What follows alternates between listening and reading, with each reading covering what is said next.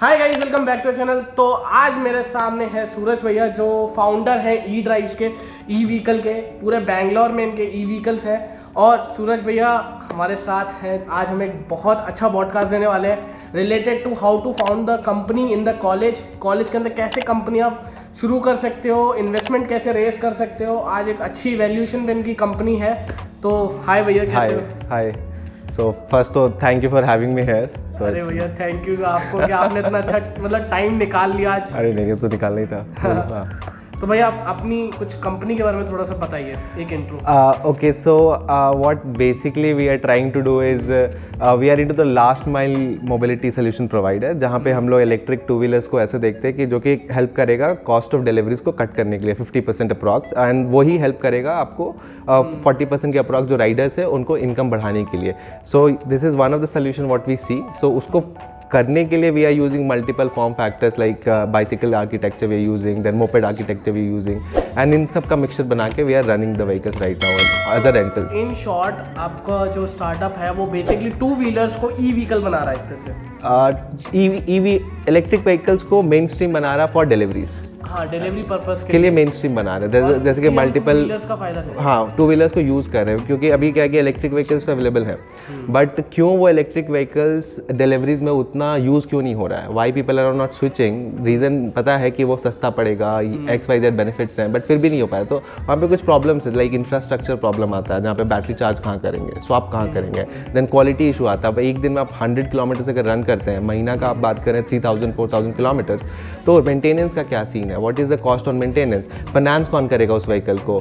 Then ownership transfer की बात आ जाती है, क्योंकि मोस्ट ऑफ द ऑडियंस जो डिलीवरी में काम करते हैं वो जिग वर्कर्स है, जो 4 महीने स्विगी के साथ काम किए, 6 महीने फिर जोमेटो के साथ काम किए, फिर हो सकता है वो घर वापस चले गए, तो they don't have the liberty two by the vehicle and keep घर पे ही। सो उस वजह से वहाँ पे फिर आपको सब्सक्रिप्शन मॉडल चाहिए, आपको बैटरी स्वैपिंग इंफ्रास्ट्रक्चर चाहिए। तो इन सबको एक फुल स्टैक सोल्यूशन करके हम लोग ऑफर करते हैं अपने राइडर्स को अभी। तो भैया आपने जैसे मेरे साथ जब पहले बात कर रहे थे कि आपने कॉलेज में कंपनी स्टार्ट करी थी, तो उस जर्नी से बताइए, मतलब कब आइडिया आया, कब आप कौन सी ईयर में आपने स्टार्ट कर रहा था कॉलेज के अंदर? ओके, सो अगर बहुत ही ऑनेस्टली बोले कि हाउ मतलब हमने कैसे स्टार्ट किया था, तो obviously 2014 I came to Bangalore to do my engineering and from Ramaiah. So उस टाइम पे फिर आइडिया था कि ठीक है, ये जो भी the way people are teaching वो समझ नहीं आ रहा था अपने को, तो सोचे कि कॉलेज वाले छोड़ देते हैं। तो बट उसके बाद हुआ कि मेरा एक दोस्त मिला जो आज मेरे को फाउंडर भी है, सुमित। सो हम दोनों ने डिसाइड किया कि ठीक है, but he was very good in studies उस टाइम पे, अभी भी पता ऑब्वियसली इज़ वेरी स्मार्ट। सो हमने डिसाइड किया कि ठीक है, लेट्स कुछ करते हैं। बस ये आइडिया था कि कभी ना कभी बिजनेस करना है, बट ये नहीं था कि अभी कॉलेज में ही करना है, बट 4 साल को यूटिलाइज एक सही तरीके से करना था, ये माइंडसेट था। करना था आपके माइंड में था, बट पता नहीं क्या करना था, वो नहीं पता, तो एक्सप्लोरिंग था। तो हमने सोचा कि ठीक है, 4 साल कहीं टाइम वेस्ट करने से बेटर है, let's use it for the right cause और बनाते हैं कुछ। तो रैंडमली हम और मेरा पर्सनल इंटरेस्ट ऑटोमोबाइल में काफ़ी रहा है, हमेशा बहुत फैसिनेट होते हैं बाइक्स कार से। तो सोच रहे थे एक दिन कि ठीक है यार, गाड़ी में क्या इंप्रूवमेंट हो सकता है, सब कुछ तो हो गया। फिर दिमाग में आया साइकिल में कुछ हुआ नहीं लगता है, let's do something with cycles. तो फिर हमने सोचा ठीक है, let's start building electric bicycles. फिर गूगल किया तो पता चला Bosch is already in the market, but India में नहीं था। बोले ठीक है, कोई बात नहीं, हमें कौन सा उन्हें कम्पीट करना है, कुछ लर्निंग हो जाएगा, बनाते हैं। That's how we started. 4 साल में फिर मल्टीपल मॉडल्स बनाया। इवन ये आपने पर्टिकुलरली सबसे मतलब बनाना कौन सी ईयर में स्टार्ट कर दिया था? फर्स्ट ईयर में, second semester you can say. कुछ प्रोजेक्ट हैंड ओवर लिया था, मतलब एक प्रोजेक्ट बनाया जिसको बोलते हैं मिड ड्राइव यूनिट, जो था एक किट था जो कि आप साइकिल में लगा दो, साइकिल कन्वर्ट हो जाएगा इलेक्ट्रिक बाइसाइकिल। तो वो कंप्लीटली इंजीनियरिंग लेवल पे था कि ठीक है, कुछ बनाओ, बस बेचेंगे, कहाँ बेचेंगे, कौन ऑडियंस है, टारगेट किसको करें, क्या प्राइस पॉइंट है, कुछ सोचा नहीं। मतलब फर्स्ट ईयर से स्टार्ट? हाँ, जस्ट एज अ लर्निंग केवल था। But over a period of 4 साल मल्टीपल मॉडल्स बनाया। फिर फाइनली ये जो मॉडल पोस्टर पे दिख रहा है ये बना। फिर then we went to multiple international expose, college ने भी सपोर्ट करना चालू कर दिया तब तक कि कुछ आउटपुट आ रहा है। सेकेंड ईयर में आपका मॉडल तैयार हो गया था? थर्ड ईयर में हमारे पास एक फुल फ्लेजेड रनिंग बाइसाइकिल था, काइंड ऑफ MVP था, लेकिन उसमें वो बिजनेस मॉडल उसमें फिगर आउट नहीं किया हुआ था हमारा, वो बस एक व्हीकल था। उसके बाद फिर जब हुआ का ठीक है कि यार साइकिल्स को हम लोग बेचते हैं, let's start selling, but the price point match नहीं हुआ, फिर टारगेट ऑडियंस, तो बिजनेस मॉडल को फिर वहाँ पे हमने फिगर आउट करना चालू किया, पिवट किया, बिजनेस मॉडल को चेंज किया। फिर सोचा कि if this concept is good, people are liking it, तो how we can use it for a mass audience at a affordable price. Because ये फिर आपका 80% ऑफ द कंज्यूमर जो इंडिया का है, जो आज के टाइम पे कोई व्हीकल ओन नहीं करता, उनको कैसे यूजेबिलिटी में ला सकते हैं। At that time we have change the entire business model after graduation and thought कि ठीक है, क्योंकि 4 साल में इनफ कॉन्फिडेंस आ गया था कि बेच तो देंगे।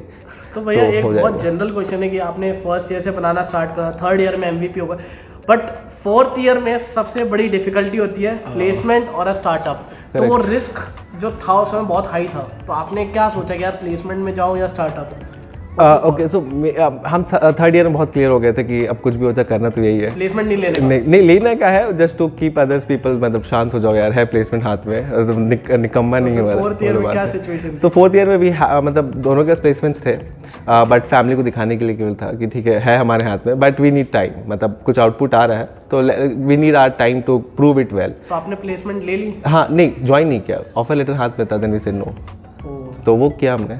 तो वो मेरे पास 2 था, एक म्यूजिकमा का था और एक EY का था, अर्न्स्ट एंड यंग का था, तो दोनों को मना किया एंड देन कंटिन्यू किया। फिर जस्ट ग्रेजुएशन के बाद थोड़ा टाइम लगे, फिर हमने टाइम लाइन रखा थोड़ा। You need to see point is कि एक इंसान जब कोई काम करता है तो रिस्क और थोड़ा सा प्रैक्टिकल होना इंपॉर्टेंट है। तो अगर 4 साल में नहीं बनता, 4 साल के बाद, तो ठीक है, it's good to go for the job, कोई प्रॉब्लम नहीं है, लेकिन अगर आप रिस्क लेना चाहते हैं तो फिर उसका आउटपुट भी आपको एक सर्टेन टाइम में देना है। तो इसका मतलब अगर कोई बंदा कॉलेज में स्टार्टअप कर रहा है तो at the end of third या फोर्थ ईयर उसको एक MVP रेडी कर देना चाहिए काइंड ऑफ, ताकि वो रिस्क ले सके। करेक्ट, बिकॉज कॉलेज वैसा समय है जहाँ पे आप कुछ भी करें, कोई क्वेश्चन नहीं करें, बिकॉज ऑलरेडी आप एक स्ट्रक्चर्ड फॉर्म में बैठे, सिस्टम में बैठे हैं, जो एजुकेशन सिस्टम में बैठे हैं, तो people have the different mind. लेकिन आप कुछ अलग करना चाहते हैं तो लोग आपसे पूछेंगे, सवाल पूछेंगे, आउटपुट क्या आएगा पहले ही पूछेंगे। रिजल्ट तो फाउंडर को भी नहीं पता होता उस टाइम पे, वो तो अपना बैट खेल रहा है, बट वो आपको हेल्प ज़रूर करता है to be in a right pace और right mental state and keep building. और अगर वो 4 साल में आप बना के कुछ कस्टमर वैलिडेट कर लेते हैं, then you also get a very clear मतलब आइडिया और विजन कि ठीक है, इसको यहाँ तक लेके जाया जा सकता है 4 साल में, 5 साल में। कैलकुलेटिव रिस्क आ जाता है and then just play with that. अब दुनिया कुछ भी बोले, you have to prove it. तो मतलब अगर कोई भी बंदा स्टार्टअप कर रहा है कॉलेज के अंदर, तो थर्ड या फोर्थ ईयर तक उसको एक टाइम लाइन रखनी चाहिए कि भाई अब मैं आ रहा हूँ फाइनल ईयर या थर्ड ईयर के एंड सेम में कि मेरा MVP तैयार है। करेक्ट, इफ पॉसिबल बेस्ट है वो। Okay, then he is in a way कि आप रिस्क ले सकते हो। हाँ, ले सकते हैं, करेक्ट। तो भैया जैसे आपने MVP तैयार करा, आप ग्रेजुएट हुए, आफ्टर उसके बाद क्या हुआ? ओके, तो ग्रेजुएशन के बाद हमारा जर्नी था कि जो 6 महीना का हमने टाइम रखा था ग्रेजुएशन के बाद कि 6 मंथ्स में लेट्स ट्राई। उस समय हमारा ये जो बिजनेस मॉडल अभी जो हम लोग रन कर रहे हैं, उस समय हमने फिगर आउट कर लिया था तब तक कि यही बिजनेस है हमारा, बिजनेस मॉडल ये फाइनल हो चुका है। मॉडल मतलब बाइसिकल ये है, बिजनेस मॉडल ये है, कस्टमर वो रहेंगे, प्राइसिंग स्ट्रैटेजी सब कुछ फाइनल हो गया था। तो अब था कि अब इन्वेस्टमेंट रेज करना है if we can, so that we can build more vehicles. तो फिर 6 महीने के अंदर we were lucky to raise our first round, so that have validated lot of things. एक बड़ा क्वेश्चन आता है कि भाई स्टार्टअप्स में जो इन्वेस्टमेंट होती है ना, ये सब बड़ा हैवी होता है। तो कई लोगों को पता नहीं इन्वेस्टमेंट रेज कैसे करनी है, कहाँ से रेज करनी है, तो आप इसके बारे में थोड़ा डिटेल में बताएंगे कि अगर किसी बंदे को इन्वेस्टमेंट रेज करनी है अपने स्टार्टअप के लिए, कहाँ से कर सकते हैं? ओके, सो एकदम स्टार्ट से स्टार्ट करते हैं। जब कॉलेज में हो तब, जब केवल एक आइडिया है तुम्हारे पास, तो अगर बहुत ही मतलब स्केलेबल आइडिया नहीं है या बहुत टेक रिलेटेड नहीं है, तो या बहुत ही मतलब वैलिडेटेड आइडिया नहीं है, बहुत ही उसमें क्वेश्चंस इफ बहुत सारे हैं, हाँ ब्लरी टाइप कुछ है, तो उस टाइम पे ऑब्वियसली तुम्हारे फ्रेंड्स फैमिली वाले हेल्प करेंगे, नंबर 1। द सेकंड है कि जब थोड़ा वैलिडेशन हो जाता है कि ये कस्टमर है या तुम्हारा बिजनेस मॉडल है, कुछ ना कुछ रेवेन्यू ट्रांजैक्शन हुआ है या तो एटलीस्ट सर्व किया कस्टमर को, फ्री है चलेगा, बीटा टेस्ट हो गया है, देन एंजल इन्वेस्टर्स आते हैं। अब सवाल आता है कि एंजल्स को कैसे अप्रोच करें। एंजल्स का बेस्ट वे है आइदर जो भी कॉलेज के टाइम में 4 साल का पीरियड बड़ा होता है, जो भी सिटी में हो, जो भी कॉलेज में बहुत सारा बिजनेस प्लान कॉम्पिटिशन्स होते रहते हैं, मल्टीपल इवेंट्स होते रहते हैं इन एंड अक्रॉस। अब इकोसिस्टम भी स्टार्टअप का ग्रो कर रहा है इंडिया में, तो हर जगह कहीं ना कुछ ना कुछ इवेंट होता है। इवेंट्स कहाँ से हम ढूंढेंगे? यू कैन लिंक्डइन पे एक्टिव रहो, पेजेस फॉलो करो, हर कॉलेजेस को फॉलो करो, जैसे IIT का कॉलेज फॉलो करो, IIT Madras, IIT Bombay, IIT Delhi, हाँ लिंक्डइन पेजेस फॉलो करो, फेसबुक पेजेस फॉलो करो, हर चीज़ रेगुलरली अपडेट करते हैं। उनका अपना इंक्यूबेशन सेंटर है जो थोड़ा डेडिकेटेड होता है स्टूडेंट्स के साइड पे भी, तो वो इंक्यूबेट कर लेंगे तुमको अगर है चांसेस। या इवेंट में भी अगर जाते हो जस्ट टू सी पीपल, वहाँ नेटवर्किंग होता है। मेरा फर्स्ट राउंड जो था वो बेसिकली जो हम कॉलेज में नेटवर्क बनाए थे उनके थ्रू ही हुआ था। They were the chief guest of our college and उस टाइम में मिले, दिखाए, लेकिन उसके बाद दे वर इंटरेस्टेड कि ठीक है इफ यू वांटेड और वी कैन सपोर्ट यू, तो then they connected to few of the angels जो रियल में बैंगलोर में as a angel investor they were working, so then they came to our place and then things got in our side की, ठीक है करते हैं इसको, तो वहाँ से जर्नी चालू हुआ। तो कोई जानता नहीं कि कौन कब हेल्प करते हैं, बट अर्ली टाइम में जब हो तो तुमको सपोर्ट करने वाले भी कम लोग होते हैं। कॉलेज में जितना हो सके उतने नेटवर्क्स बनाओ, नेटवर्क जितना बिल्ड कर सकते हो उतना बेटर है, तभी जाके कुछ होगा। And be active on LinkedIn, मतलब लिंक्डइन तो बहुत स्ट्रांग करेक्ट, लिटरली लिंक्डइन बहुत स्ट्रांग टूल है।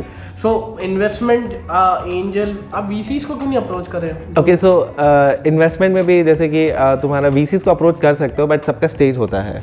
जब when you are at a pre seed stage जहाँ पे केवल आइडिया है, पता नहीं कि क्या होगा, तो फ्रेंड फैमिली राउंड हो गया। सीड राउंड में तुम्हारे एंजल्स आते हैं, एंड जब सीड में थोड़ा सा कस्टमर हो जाता है, रेवेन्यू आ जाता है, तब जाके तुम्हारा वीसीज स्टेप इन करते हैं। अर्ली स्टेज वीसीज होते हैं उस टाइम पे। तो pre series A series A is the right time जहाँ पे तुम बोलो कि ठीक है let's the VC come in and तो वीसीज आपको बहुत इनिशियली सपोर्ट नहीं करते, जब आपका एमवीपी तैयार होता है तब आती हैं VCs. True, MVP and some customer validation, product market fit हो गया है, तुमने प्रूव कर दिया है, कस्टमर्स है, ग्रोथ स्टेज का जो कैपिटल होता है वहाँ पे आता है। कि ग्रोथ स्टेज मतलब कि अब तुम्हारे पास केवल पैसे घट रहे हैं, आज 5 कस्टमर है, 5 से 50 करने के लिए पैसे घट रहे हैं, देन वीसी इंटर करेगा, he'll give you the money and he'll tell you कि 6 months में क्या तुम हॉकी स्टिक का ग्राफ अचीव कर सकते हो। If yes, money is yours. Okay, तो VC सब एंजल आपको initial that's why they called angels, मतलब फरिश्ता है जो तुमको पैसा दे रहा है। तो ये एक एंजल इन्वेस्टर और वीसीज में डिफरेंस होता है। करेक्ट, बाद में आती है, एंजल सबसे पहले आता है, क्योंकि बैट लेता है। और एंजल्स बेसिकली इंडिविजुअल मनी है, मेरे पास पैसे हैं, if you want to start something, हम अपना पैसा तुमको दे देते हैं, हम angel investor. As per regulations तो कुछ हैं आरबीआई के कि किसको एंजल इन्वेस्टर कहेंगे किसको नहीं कहेंगे, बट इंडिविजुअल लेवल पे होता है angel investor. VC fund basically they got multiple partners जो उनके फर्म में पैसा डालते हैं, and then they disburse to multiple companies. So उनके पास भी एक स्ट्रक्चर फॉर्मेट है जिसके थ्रू वो चलते हैं। तो भैया जैसे कि आपकी जर्नी थी, आपने पूरा बताया कैसे आपने राउंड रेस करे और ये सब। अगर मैं एक स्ट्रक्चर वे में बोलूँ, कोई बंदा सेकंड ईयर में अगर मेरे को देख रहा है, फर्स्ट ईयर में देख रहा है, या वो थर्ड ईयर में, उसके दिमाग में कोई एक आइडिया है, उस आइडिया को पेपर से लेके, एक एमवीपी से लेके, एक इन्वेस्टमेंट से लेके, और आई पे तो बहुत दूर की बात है, मतलब यहाँ तक, तो स्ट्रक्चर वे में थोड़ा एक्सप्लेन कर सकते हैं एज अ फाउंडर जो अपने इतने सालों से लर्निंग है। ओके, हाँ, सो सी मेरे टाइम में हम कोई स्ट्रक्चर्ड फॉर्मेट नहीं यूज़ किए, बट मेरा टाइम बहुत बड़ा था, 4 साल हम एज अ लर्निंग रखे, एंड देन कुछ वर्कआउट कर गया तो हम पिवट कर गए, ठीक है अब इसका बिजनेस मॉडल फाइंड आउट कर लेते, but that's not the right way to go ahead, and that's not the only way to जाने का उसके थ्रू। तो मल्टीपल फ्रेमवर्क्स हैं जिसको एक अर्ली टाइम में यूज़ करना चाहिए, जो हमको लेट पता चला, तो आई एम वेरी लकी कि ठीक है पता है। तो जैसे वन ऑफ द तुम्हारा होता है जैसे डिज़ाइन थिंकिंग प्रोसेस बोलते हैं, उसमें बेसिकली 5 स्टेप्स है, उन 5 स्टेप्स को फॉलो करो, तुम्हारे पैसे भी कम लगेंगे, टाइम भी बचेगा, and you will get the desired result. जैसे बहुत सवाल होते हैं कि ये आइडिया वाला पे काम करे कि दूसरा वाला आइडिया पे काम करे कि तीसरा वाले पे करे, वैलिडेट करे। तो उसमें सबसे पहला होता है एम्पैथाइज करना।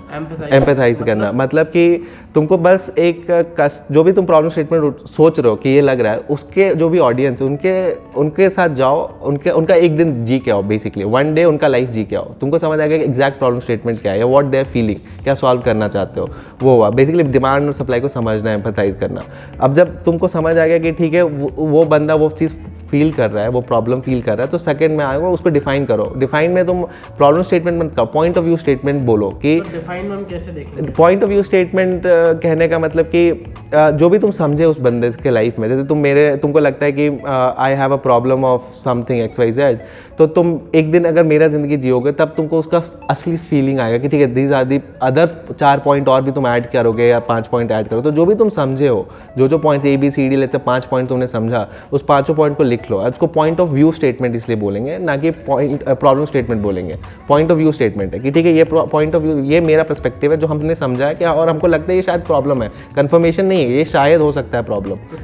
थर्ड पे होता है आइडिएट। अभी आइडिएट से पहले 2 स्टेप आ गया, अब तीसरा होता है ideate. Ideate is basically a brainstorming वाला पार्ट है, जो भी तुमने प्रॉब्लम स्टेटमेंट बनाया, पॉइंट ऑफ व्यू स्टेटमेंट बनाया, उस पॉइंट ऑफ स्टेटमेंट का बेस्ट पॉसिबल वे क्या है सॉल्व करने का।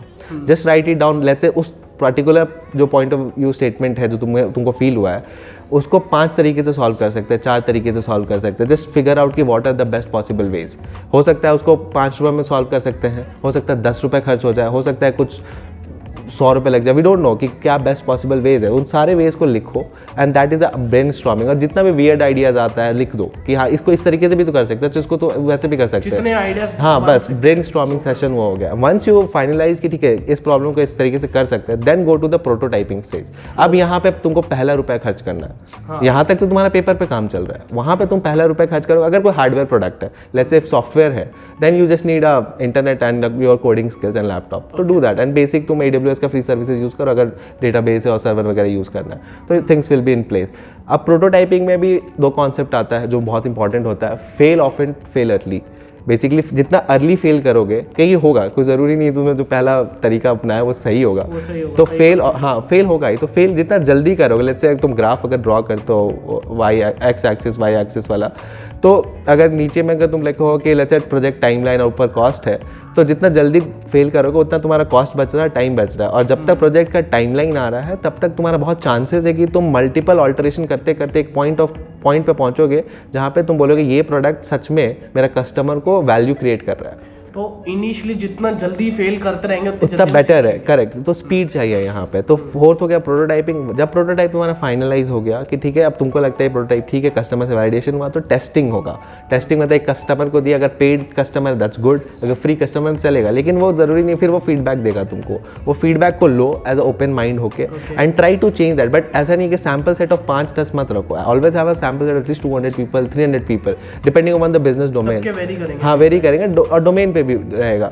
तो हर एक को तुम सेटिस्फाई नहीं कर सकते हो, बट उसके बाद फिगर आउट करो कि ठीक है मेजॉरिटी लोगों ने क्या फीडबैक दिया, उस मेजॉरिटी के लिए सॉल्व करो and then it becomes a mass market product. तो ये एक 5 पॉइंट्स आपने, हाँ 5 पॉइंट्स का एक डिजाइन थिंकिंग प्रोसेस है, वन ऑफ द मोस्ट मतलब कह सकते हो आज के टाइम में लोग यूज करते हैं, जो बहुत अच्छा है। सबसे पहले 2 पॉइंट में तो आपका ब्रेनस्टॉर्मिंग था कि प्रॉब्लम स्टेटमेंट निकालना, हाँ, थर्ड पे आइडिएशन था, फिर प्रोटोटाइपिंग एंड टेस्टिंग, MVP कह सकते हैं इन अदर वर्ड्स, और फिफ्थ पे आपका टेस्टिंग। हाँ ये टेस्टिंग और प्रोटोटाइपिंग हैंड ऑन हैंड चलता है। तुम बनाओगे, टेस्ट करोगे, फिर से पिवट करोगे प्रोटोटाइपिंग पे क्योंकि तुम फेल किए, तुमको कुछ चेंजेस लगा, फिर से टेस्टिंग करोगे, फिर तो ये पिवटिंग होता रहेगा, लेकिन मल्टीपल टाइम्स होगा और जितना जल्दी करोगे उतना बेटर है। Then you will arrive a product market fit का कंडीशन। जब प्रोडक्ट मार्केट फिट हो जाता है तुम्हारा most of the job is done.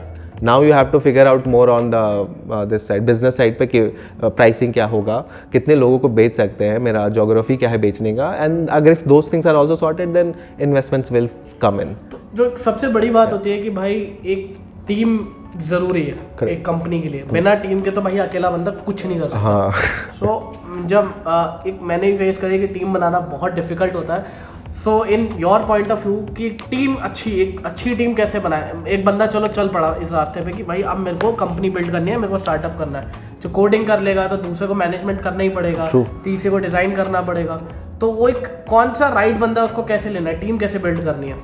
Okay, so from the college perspective ही मैं बोलूँगा अभी कि तो उस टाइम में क्या होता है, जब तुम स्टूडेंट होते हो तो तुम्हारे पास रिसोर्स तो होता नहीं है यार, तो प्रॉब्लम होता है, फिर सब दोस्त हैं तो बड़ा पैसे देने के लिए, सैलरी के लिए, हाँ कुछ होता नहीं है। तो तुम्हारे पास जो कंपनी को जो रन करता है, जो चीज़ अट्रैक्ट करता है किसी टैलेंट को, वो होता है सैलरी, वहाँ का वर्क कल्चर, टीम कितना अच्छा है और the kind of work they doing, these are the 3-4 things होता है, लेकिन वो तुम्हारे पास नहीं है, तो भी तुमको टीम तो चाहिए। तो उस केस में बेस्ट होता है तुम्हारा कोई ऐसा दोस्त जिसको तुम भरोसा करते हो पहली बार, और दूसरा वो भी सेम विजन से होगा।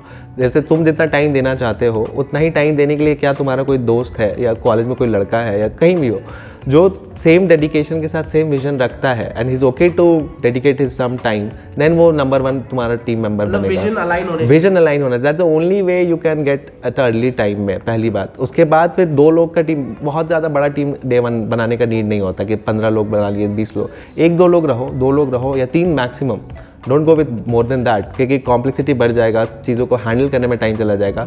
खुद का 2-3 लोग लिए, मल्टीपल जॉब्स डिसाइड किए एंड एक आदमी 4 काम कर रहा है तो दूसरा आदमी भी 4 काम कर रहा है and try to achieve the MVP वाला स्टेज। जैसे ही MVP होगा then it's builds lot of confidence to the other people as well कि तुमने कुछ बना दिया, हाँ वो वर्थ इट है, तो फिर लोग अगला भी तुमको ज्वाइन करना चाहेगा and then students will start coming and से कि ठीक है भैया क्या, या तुम्हारा जो भी तुम दोस्त है तो तुमको बोलेगा कि हम भी ज्वाइन करना चाहते हैं, हम भी डेडिकेट कर, क्योंकि अब उसको हाँ क्योंकि उसको वो विजन वो भी देख पा रहे हो जो तुम देख पा रहे हो। बट उस टाइम पे यू बी ओपन कि ठीक है भाई तुमको करना है मेरे साथ, let's join, let's do together, and उस तरीके से तुम धीरे धीरे टीम बिल्ड करते चल जाते हो। तो हम लोग भी अपने 4 साल में 2 लोग थे, इनफैक्ट कॉलेज के बाद 1 साल तक 2 लोग थे, हम और सुमित बस।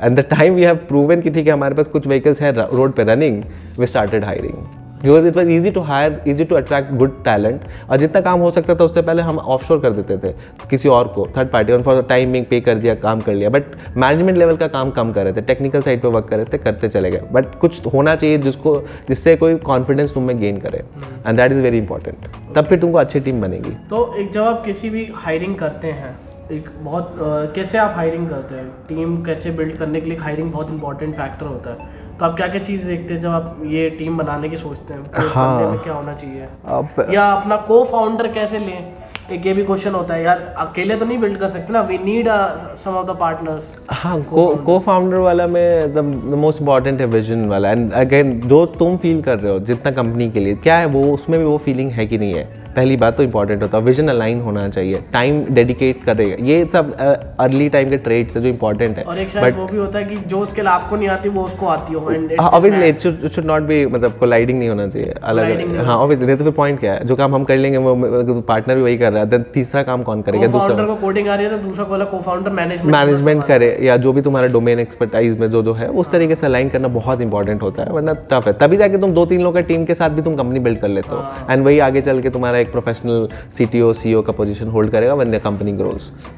वो होता है, तो वो विजन मैटर है। हाँ, मतलब को फाउंडर के लिए, और जब टीम हायरिंग कर रहे हैं तो willingness to learn and open to the new idea is the two factors what I see, and it's the people, मतलब कि जो लोग आ रहे हैं कि वो मतलब people's person है कि नहीं, are they okay to talk to multiple people, खुल सकते हैं कि नहीं खुल सकते, क्योंकि आज के टाइम में कम्युनिकेशन बहुत इंपॉर्टेंट रोल प्ले करता है। If they are not okay to talk to multiple people, वो नए आइडियाज़ को नहीं लेके आएंगे, वो चीज़ों को होल्ड करके रखेंगे, तो वो अच्छी बात नहीं होती कंपनी का ग्रोथ के लिए। तो उस टाइप का टैलेंट्स अगर तुमको मिल रहे हैं, एंड ऑनेस्ट लोग होने चाहिए कि इफ़ दे आर सेइंग कि ठीक है I will be there for 1 year and they are definitely gonna be 1 year, then ये वैल्यू क्रिएट करता है, क्योंकि तुम स्टार्टअप हो, तुम किसी जब हायरिंग करते हो तो you also give some time to teach them, ठीक है, तुम 4 महीना उनको टीच करने में लगाए, तो एंड देन 5th मंथ अगर he leaves, there is no point, you are wasting your money and time everything. But लेकिन अगर वो 4 महीना तुम दिए और 1.5 साल रुकता है, तो तुम साल भर में उनके साथ मिलकर कुछ बिल्ड कर सकते हो, जिसमें उसका भी कॉन्ट्रीब्यूशन होगा, he will also feel the ownership of that, and then वो काम बनेगा तुम्हारे लिए भी और उसके लिए भी, then it becomes a win win for both the parties. तो ये सारे क्वेश्चंस को मतलब at the time of interview clear करना बहुत इंपॉर्टेंट होता है कि तुम कितने टाइम फ्रेम के लिए लुक आफ्टर करो, why you want to join us, why not others, तुम बेटर, हमसे बेटर कंपनीज भी अवेलेबल है, इससे बेटर अपॉर्चुनिटीज भी तुमको मिल सकती है, why you are going to them, ये सारी चीज़ें हैं जो तुमको पूछना है, and once you get to those answers तो ठीक है, तो that's how we are hiring. And अब हमने देखा जब हम ये सारे क्वेश्चंस पूछ के जब हम लेते हैं तो डेडिकेशन दिखता है लोगों का, जब the time they join us तो दे कंटिन्यू लाइक वर्कआउट करता है, साल भर 2 साल तक लोग रुक रहे हैं and still they are continuing, because they seeing they are able to align our vision with theirs now. तो ये अलाइनमेंट बहुत इंपॉर्टेंट होता है अर्ली डेज में, बिकॉज हर लोग ही ओनर है अभी, ऐसा नहीं है कि तुम 100 लोग का टीम हो कि कोर टीम में 5 लोग हैं, तुम 10-15 लोग का टीम हो, everyone is in core team, सबको मेहनत करना पड़ेगा तभी ग्रो होगा, तो उसे लाइक माइंडेड लोग लेके आओ तो काम बनेगा। तो भैया एक सबसे जेन्युइन एक सीरियस क्वेश्चन ये रहता है कि यार बंदा 2nd ईयर में 3rd ईयर में चलो स्टार्टअप स्टार्ट कर रहा है, आपने अपनी स्टडीज़ को और स्टार्टअप को कैसे मैनेज करा था एक साथ? ये सबसे डिफिकल्ट रहता है कि यार कई बच्चे स्टार्ट करते हैं 1-2 महीने बाद उनका रहता है यार एग्जाम आ गया यार, फिर स्टार्टअप एक तरह से बंद लग जाता है, वो फोकस नहीं बन पाता लगातार, क्योंकि एग्जाम्स असाइनमेंट्स कॉलेज में कुछ हो रहा है वो भी करना है, मिस आउट नहीं करना है, करेक्ट, स्टार्टअप पे भी ध्यान देना है, तो वो कैसे मैनेज करते हैं? मैनेज सी दोनों बातें, अब तुमको क्या चाहिए वाले बात है कि टाइम मैनेजमेंट तो one of the most important skill होना चाहिए एंटरप्रेन्योर में, तो सबसे पहला तो अगर टाइम मैनेज नहीं हो पा रहा है then you need to literally go sit back and think कि क्यों नहीं हो पा रहा है, टाइम कहाँ वेस्ट हो रहा है। लेकिन अब पढ़ाई का देखना है और इसको देखना है, तो अगर तुम एंटरप्रेन्योरियल स्किल सेट रखते हो तो तुमको भी ज़्यादा मार्क्स और CGPA पे तुमको टेंशन नहीं होगा, और तुम इतना स्मार्ट इनफ होगे कि एक रात दोस्त के साथ बैठ के पढ़ के अगले दिन एग्जाम निकाल लोगे, और तुमको वो फ़र्क नहीं पड़ेगा कि यार तुम्हारा अगर एक बैक लग गया तो तुमको डिमोटिवेशन हो गया लाइफ में, क्योंकि तुमको उससे ज़्यादा बड़े बड़े सेटबैक्स तुमको अभी मिलना बाकी है इस जर्नी में। सो उस तरीके से मैनेज हो जाता था, मेरे केस में भी था, तो we were not too much into studies, मतलब कि ऐसा नहीं था कि हमें 9 CGPA ही लेके आना, एक डिसेंट इनफ ले आओ, 7-8 के बीच में रहो, which is okay to get in Ramaiah, मतलब मिल जाता था उतना, थोड़ा सा 1 रात 2 रात पढ़ के, तो उतना ही टाइम देते थे हम लोग, और rest of the time we were focusing on this. So तुमको एक obviously that was a choice, right, entrepreneurship is not a joke by the way, तो तुमको एक चॉइस बनाना है कि तुमको क्या इसको सच में करना है, अगर करना है तो टाइम देना पड़ेगा, अगर टाइम दोगे तो ऑब्वियसली एक ही जगह दे पाओगे। सो मैनेज दैट वे कि अब तुम चाहोगे कि नहीं हम दोस्त के साथ पार्टी भी कर ले, एग्जाम्स हर क्लासेस भी अटेंड करें और 10 CGPA भी लेके आए और एक बड़ा कंपनी भी बना दे एक the same time, then it won't happen. नहीं, आपको टाइम देना पड़ेगा। कहीं भी ग्रोथ के लिए टाइम देना पड़ता है, वो डेडिकेशन चाहिए होता है। So you need to compromise certain things. तो if you are let's say you are a bright student, तुम 10 CGPA लाने की कैपेबिलिटी रखते हो, nobody is questioning you, but अगर 8 आ गया तो डिमोटिवेट मत हो जाओ, because you are utilizing that time on a certain thing where जहाँ पे तुमको मन लगता था, तो no harm in that, be happy with that. देखेंगे जो होगा, तो वो क्लियर होना है गोल पे, तो फिर काम बनेगा। वैसे आप कैसे मैनेज कैसे एक दिन पहले पढ़ गई? ऑब्वियसली एक रात 2 रात और बाकी के कॉलेज टाइम्स में जो नॉर्मल डेज होते थे पूरा स्टार्टअप? हाँ स्टार्टअप, कई दोस्त के साथ नहीं, मेरा बहुत मतलब दोस्त थे, मतलब थे सबसे मिलना जुलना था, बट पार्टीज वगैरह नहीं, या तो खेल लो मूड फ्रेश करने के लिए या तो काम कर लो बस। मतलब पार्टीज में इतना इन्वॉल्वमेंट नहीं था, बाहर आउटिंग इतना नहीं था? कभी कभी कर लिए, कर लिया, बट मोस्टली आप इसी को ही दे रहे थे। हाँ, बिकॉज वो मेरे लिए वो चॉइस बन चुका था उस टाइम पे, and I want to build this, तो उसमें कोई क्वेश्चन नहीं था, कोई नोबडी कैन कम एंड से कि यही करो, कोई फोर्स नहीं कर सकता, हम ही को खुद को फोर्स करना था, मन से कर रहे थे, तो इट वाज वो अपने आप आ जाता। जब कोई चीज़ मन से करते हो तो तुम सबसे ज़्यादा टाइम उस पर ही देते हो, तो जो भी मेरे पास टाइम था तो हम लोग उस पर ही दे रहे थे। एक सबसे जेन्युइन एक हम चीज़ देखते हैं कि एंटरप्रेन्योर जो होते हैं उनमें हमें एक चीज़ दिखती है कि वो बहुत अप्स डाउन्स देखते हैं अपनी लाइफ में। और एक चीज़ हमने यहाँ पे देखी हुई है इस कल्चर में कि जब एंटरप्रेन्योर को हम देखते हैं आजकल न्यूज़पेपर्स या स्टोरीज में ऑनलाइन देखते हैं, इसने इतना बिलियन रेज कर लिया, इसने वो कर लिया, जो चीज़ हम देखते हैं। बट आप ये बताइए ना कोर इन डेप्थ कि भाई एंटरप्रेन्योरशिप लेना आसान नहीं है, मतलब उसको परस्यू करना इतना आसान नहीं है, और डिफिकल्ट रहता है वहाँ पे। करेक्ट। सो इस केस में हम यही बोलेंगे, जो हम लोग देखते हैं कि कई बच्चे ऐसी हवा में ले लेते हैं, यार हम एंटरप्रेन्योर हैं, हम ये कंपनी वेरी जेन्युइन क्वेश्चन हम बोलेंगे इसको, मतलब समझ सकते हो फीलिंग क्या होता है, जब ले लेते तब समझ में आता है यार ये क्या है, टीम मैनेज करो, हायरिंग करो, ये वो उसको देखना इसको देखना। तो सो पहला बात तो एंटरप्रेन्योरशिप कभी भी एज अ फैसिनेशन में नहीं लेना चाहिए, फैसिनेटिंग लग रहा है तो कर लेते हैं। देयर आर जॉब्स जो तुमको करोड़ में पे करता है, गो फेच दैट, तो वहाँ पे तुमको लाइफ बैलेंस्ड मिलेगा, सब कुछ मिलेगा, बट अगर सच में पैशनेट हो तभी करो, पहला पॉइंट। दूसरा है कि अब बात आता है कि जो न्यूज़ में पढ़ते हैं, तो न्यूज़ में हम क्या पढ़ते हैं, रियलिटी पे अगर आए तो वी आर टॉकिंग, एक तो पहली बात तो स्टार्टअप सक्सेस रेट 1%, उसका भी 1% का we are seeing the news, जो वो 1% सक्सेस स्टार्टअप है, उसमें जो 1% को 0.01%, हाँ ओवरऑल में वो हो गया जिनको हैवी फंडिंग है, मतलब कि जहाँ पे तुमको $200-300 मिलियन का चेक कट रहा है, बिलियंस ऑफ डॉलर की कंपनी है, 1000 करोड़ का उनका बर्न रेट है, then still okay to burn the money. वो जैसे लाइक जोमेटो, स्विगी, पेटीएम, 3000 करोड़ का 2000 करोड़ का उनका लॉस होता है annual, but still they are running. 2000 crore पे कोई इट्स नॉट अ जोक, कोई आके तुमको हाथ में नहीं देगा पैसा। तो बट 2001 और 2 एक्सेप्शंस, तो we only talk about exception. लेकिन कभी भी बिजनेस जब तुम बनाते हो या कोई स्टोरी पढ़ रहे हो, don't go with the exceptions. तो बॉल पार्क एरिया क्या है, ग्रे रीजन क्या है? Grey region of a successful startup is $200-300 million का अगर valuation if you are reaching, then it's considered to be a successful startup. तो इसमें majority startups like करते हैं। बट अब बात आता है कि वहाँ तक रीच कैसे करें। तो वहाँ तक का रीच करने का जो जर्नी है, उसमें बिजनेस मंत्र एक ही होता है कि अगर ₹5 इन्वेस्ट किए हैं तो ₹6 हमको कम मिलेगा। यूनिट इकोनॉमिक्स की जो बात होती है, प्रॉफिटेबल कंपनी बनाने की बात होती है जो, तो उसको फॉलो करो कि तुम्हारा बिजनेस में अगर तुम ₹100 इन्वेस्ट कर रहे हो तो क्या तुम ₹110 ₹120 कमा पा रहे हो कि नहीं। अगर नहीं बना पा रहे हो तो कब तक नहीं बना पाओगे, ये टाइमलाइन डिसाइड करो कि ठीक है आज तुमको ₹20 घट रहा है तो you raise ₹20, that's how the funding works. And वो शॉर्टफॉल जो होता है, द टाइम यू रेज कि तुम दिखाते हो जर्नी फाइनेंशियल्स में कि ठीक है हम 2 साल बाद मेरा कंपनी प्रॉफिटेबल हो जाएगा, देन इट मेक्स सेंस। तो always focus on the profitability of the business. और अल्टीमेटली बिजनेस ये है कि आपको पैसा बनाना है, पैसे बनाने हैं। You are not here to burn money. अपने पॉकेट से कब तक लगाओगे? कोई बंदा ऐसे पैसे नहीं लगाएगा, वो तभी लगाएगा जब आपका बिजनेस प्रॉफिटेबल हो। करेक्ट। तो it's good to listen all those stories and stuff, learn करो, बट उससे ये मत हो जाओ कि ऑन द फंडिंग साइड और द रिसोर्स साइड कि कोई लाके तुमको हाथ में 200 करोड़ रुपया 300 करोड़ रुपया दे देगा। नहीं, कोई नहीं देगा। It will be hard to even raise 1 lakh rupee from someone.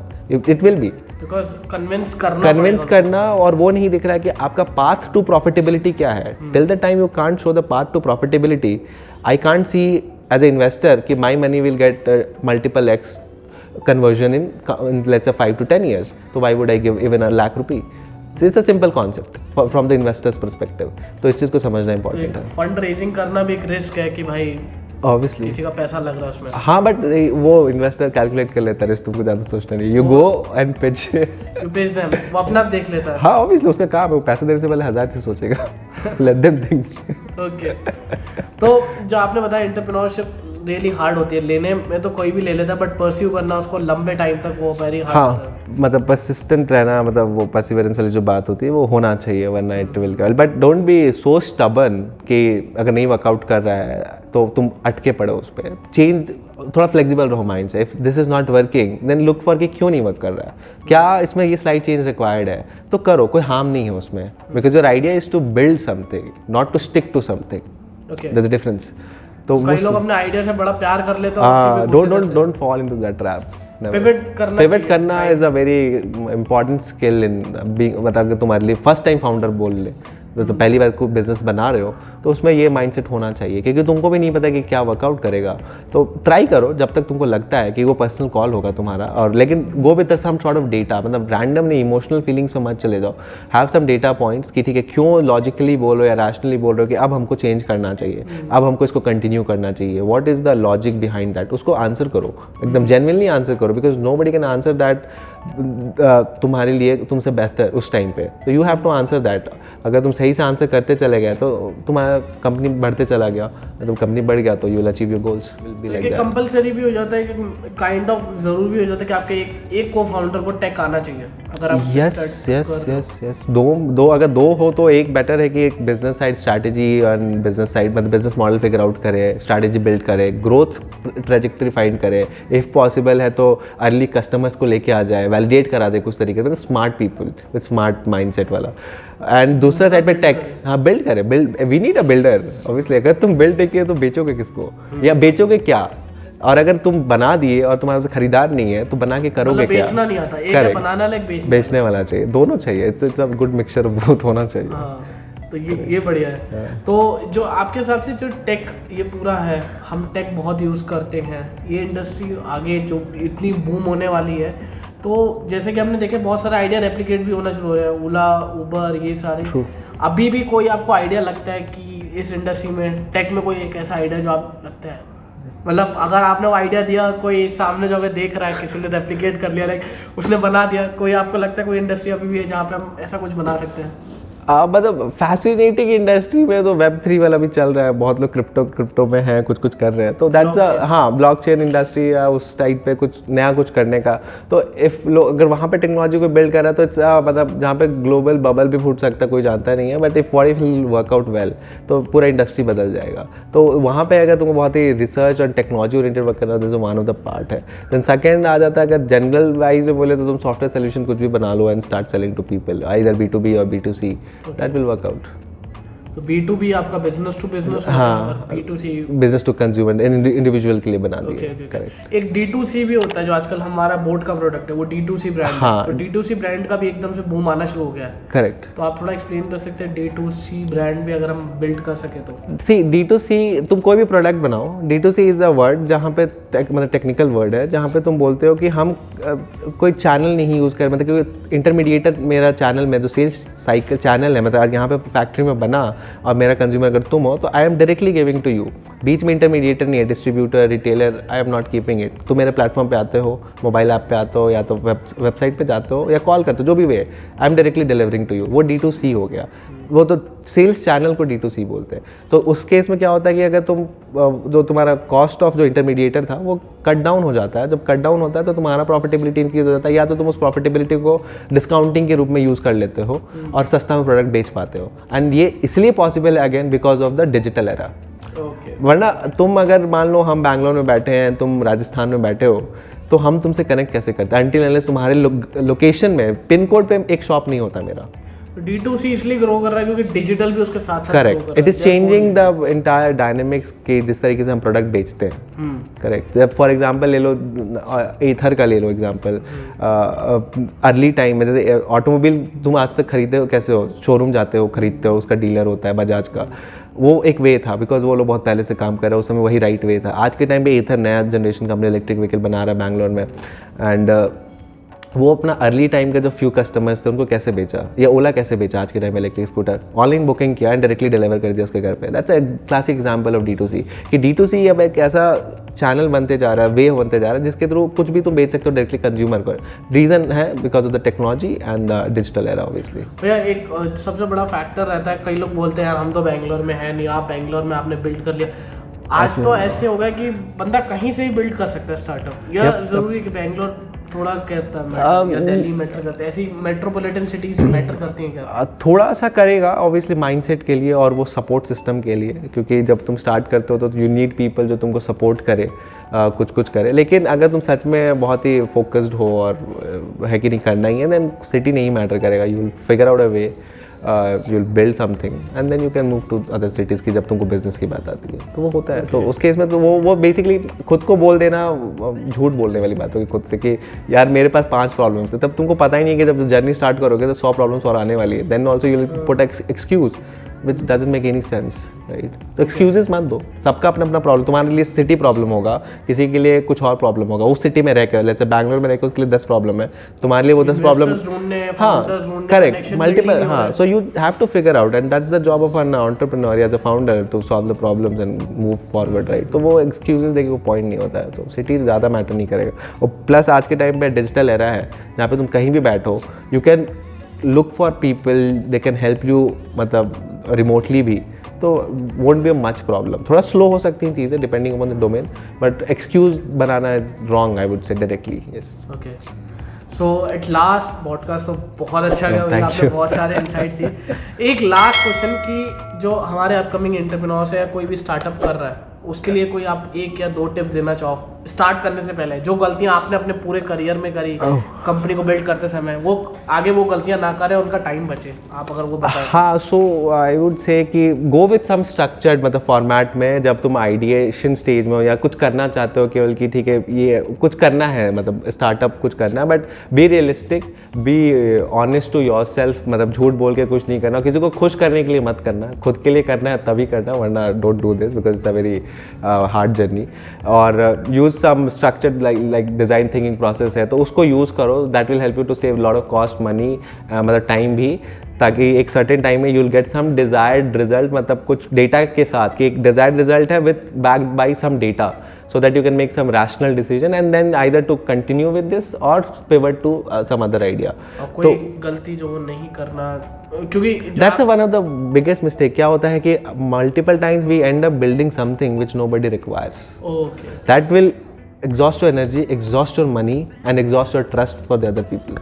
सब कुछ चला जाता है बिकॉज तुम्हारे पास टाइम लिमिटेड है इन वन वे कि 4 साल में, जैसे सवाल है कि 4 साल में अंदर अगर करना है तो 4 साल के बाद क्या तुम्हारे पास अगर है leverage to go for another 3-4 years, then it's good, you can do all those tactics. But नहीं है देन हाउ?